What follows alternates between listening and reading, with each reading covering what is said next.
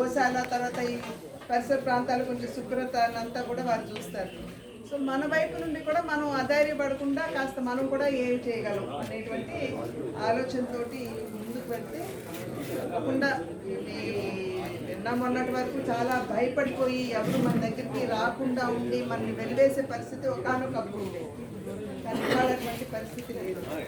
కనుక నిజంగా మనం ధైర్యాన్ని కోల్పోకుండా మనం ఏ రకంగా ముందుకు వెళ్ళాలి అనేటువంటి ఆలోచన పెద్దవారందరూ కూడా మనకి ఎప్పటికప్పుడు మార్గనిర్దేశకత్వం చేస్తూ ఉంటారు. వారికి ఏమన్నా అవసరం అని అనుకుంటే మా లాంటి వారు డెఫినెట్గా వారికి తోడ్పడేటువంటి అవకాశం కూడా ఉంటుంది. అది కూడా వారికి మాకు ఇచ్చేటువంటి అవకాశం.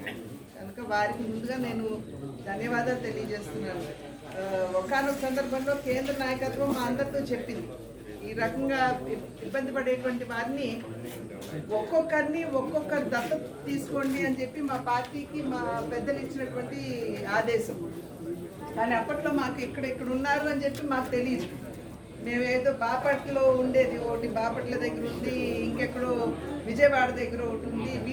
అక్కడికి వెళ్ళి మేము వెతుక్కున్నాం ఎవరున్నారో దత్తత తీసుకోవడానికి.